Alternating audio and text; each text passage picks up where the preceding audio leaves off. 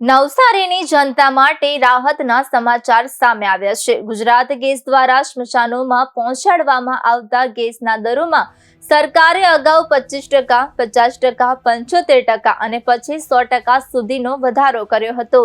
આ વધારાને કારણે સામાન્ય લોકો પર આર્થિક ભાર વધ્યો હતો।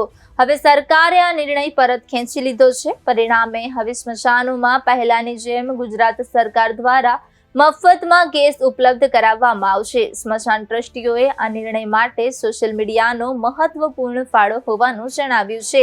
જનહિતના આ મુદ્દે વ્યાપક અવાજ ઉઠતા સરકારે અંતે જનતાને રાહત આપતો નિર્ણય લીધો છે। નવસારી સ્મશાન ભૂમિ અગ્નિ સંસ્કાર સહાયક ટ્રસ્ટની એક સમસ્યા ઓગસ્ટ મહિનાથી યાની કે ઓગસ્ટ 2025 થી ચાલી આવેલ હતી। ગુજરાત ગેસ કંપનીએ અમોને જે નોટિસ આપી હતી કે એ નોટિસ અનુસંધાને 2030માં અમારે 100% સબસિડીમાંથી અમે નેસ્ત નાબૂદ થવા પર આવી ગયા હતા અને એ અનુસંધાને નવસારી લેવલથી આખા ગુજરાતની સ્મશાન ભૂમિને અસરકારક આ સમસ્યા હતી, પણ નવસારીના પ્રિન્ટ મીડિયા અને ઇલેક્ટ્રોનિક મીડિયાએ આની આ સમસ્યાને ભરપૂર વેગ આપ્યો।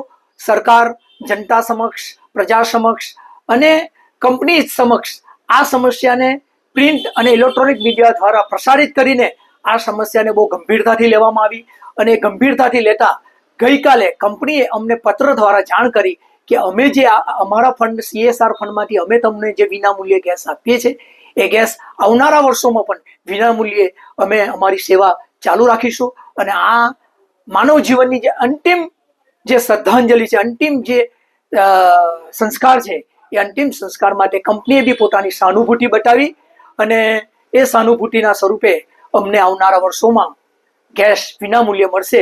એ માટે આપના માધ્યમથી હું કંપનીનો અને આ સમસ્યા ઉકેલવામાં અમારા સ્થાનિક ધારાસભ્ય શ્રી રાકેશભાઈ કનુભાઈ દેસાઈ જે ઉર્જા મંત્રી છે એમને પત્ર લખીને સરકાર બી પણ વિચાર વિમર્શ કરીને આ સમસ્યાને દૂર કરવામાં સરકાર, પ્રિન્ટ મીડિયા, ઇલેક્ટ્રોનિક મીડિયા અનેક જણાએ જે અમને સહકાર આપ્યો છે તો હું એમનો ખૂબ ખૂબ આભાર માનું છું અને આપ સૌને પણ અભિનંદન આપું છું કે આપે જે આ સમસ્યાને વેગ આપવામાં જે સહભાગી બન્યા છો તો એ થકી અમારી સંસ્થા જે આવનારા દિવસોમાં એક ગંભીર ચિંતા દર્શાવી રહી હતી કે આ બિલ જો આવશે તો એ બિલ અમે કેવી રીતે ભરપાઈ કરી શકીશું, તો એમાંથી અમને તમે ભયમુક્ત કર્યા છે અમને અને આ સમસ્યાને અમને એક ચિંતા મુક્ત કરી દીધા છે। એ માટે આપશ્રીનો ખૂબ ખૂબ આભાર, ખૂબ ખૂબ આભાર।